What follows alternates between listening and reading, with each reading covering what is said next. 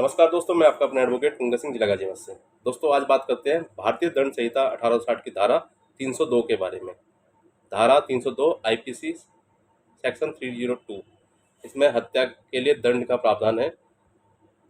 धारा 302 के बारे में जानते हैं कि उसमें क्या क्या है। भारतीय दंड संहिता की धारा 302, जो भी कोई किसी व्यक्ति की हत्या करता है तो उसे मृत्यु दंड या आजीवन कारावास और साथ ही आर्थिक दंड से दंडित किया जाएगा। इसमें लागू अपराध जो है, किसी की हत्या करना, सजा, मृत्यु दंड या आजीवन कारावास प्लस आर्थिक दंड। यह एक गैर जमानती संज्ञेय अपराध है और सत्र न्यायालय द्वारा विचारणीय है। यह अपराध समझौता करने योग्य नहीं है। हमें अक्सर सुनने और पढ़ने को मिलता है कि हत्या के मामले में अदालत ने आईपीसी यानी भारतीय दंड संहिता की धारा 302 के तहत मुजरिम को हत्या का दोषी पाया है। ऐसे में न्यायालय दोषी को मृत्यु दंड या फिर आजीवन कारावास की सजा सुनाती है। और किंतु काफ़ी लोगों का अभी भी धारा 302 के बारे में सही ज्ञान नहीं है। आइए बताता हूँ इसके बारे में। भारतीय दंड संहिता यानी इंडियन पिनल कोड की धारा 302 आईपीसी हत्या के लिए दंड। हम अक्सर सुनते हैं कि अदालत ने किसी को भारतीय दंड संहिता आईपीसी की धारा 302 के तहत हत्या का अपराध करने का भी दोषी पाया है। इन जैसे मामलों में न्यायालय हत्यारे को या तो मृत्यु दंड या आजीवन कारावास के साथ दंडित करता है। हालांकि भारतीय आबादी की एक बड़ी संख्या अभी तक इस बात से अनजान है कि आईपीसी की धारा 302 किससे संबंधित है। यह धारा 302 की एक झलक दी गई है। आईपीसी की धारा 302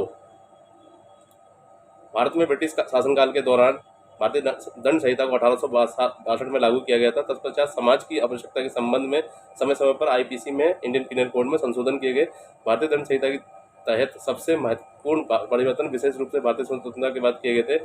आईपीसी का महत्व इस हद तक था कि पाकिस्तान और बांग्लादेश ने भी इसे आपराधिक शासन के उद्देश्य के लिए अपनाया था। इसी तरह भारतीय दंड संहिता की बुनियादी संरचना देशों में दंडात्मक कानून, फिर Myanmar, Burma, Sri Lanka, Malaysia, Singapore, Brunei आदि जैसे ब्रिटिश शासन के तहत भी इसे लागू किया गया।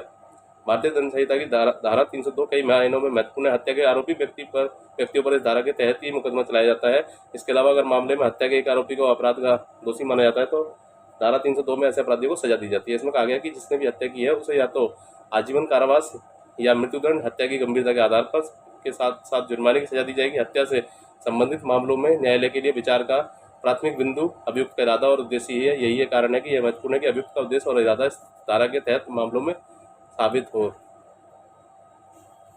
ऐसे ही कानूनी जानकारी के लिए आप जुड़े रहिए चौधरी लीगल सर्विसेज के साथ।